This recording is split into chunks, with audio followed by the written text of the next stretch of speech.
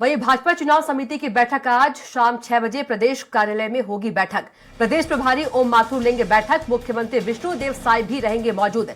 सह प्रभारी नितिन नबीन, प्रदेश अध्यक्ष किरण देव समेत सदस्य रहेंगे मौजूद। आगामी लोकसभा चुनाव पर होगी चर्चा, तो बड़ी खबर आपको बता रहे हैं। और चलिए इसी खबर पर ज्यादा जानकारी के साथ संवाददाता हेमंत शर्मा एक बार फिर से हमारे साथ जुड़ गए हैं। हेमंत, एक बड़ी बैठक बीजेपी कार्यालय में लोकसभा चुनाव को देखते हुए जो ये बैठक है वो रखी गई है, क्या कुछ और ज्यादा महत्वपूर्ण जानकारी, किन मुद्दों पर चर्चा होगी?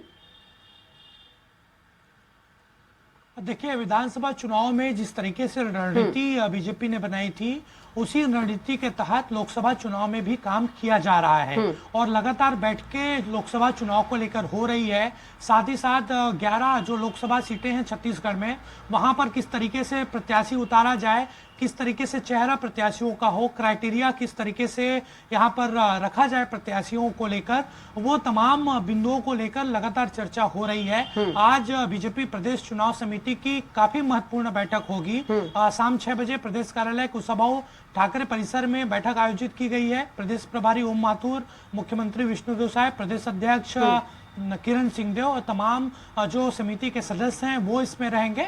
इसमें लोकसभा चुनाव के साथ साथ प्रत्याशी चयन को लेकर भी चर्चा हो सकती है। इसके साथ साथ 2-3 अभियान बीजेपी अभी चला रही है, जिसमें गांव चलो अभियान भी शामिल है, तो उसकी भी समीक्षा एक तरीके से की जाएगी। किस तरीके से वहां पर नेता अलग अलग गांव पर जाएंगे, उसके भी रूपरेखा को लेकर यहां पर चर्चा होगी। तो ये काफी महत्वपूर्ण बैठक है और लोकसभा चुनाव की दृष्टि से यह बैठक होगी। जी बिल्कुल हेमंत, कहा जा सकता है कि जो बीजेपी है वो पूरी तरह से जो है लोकसभा चुनाव के लिए जुड़ गई है।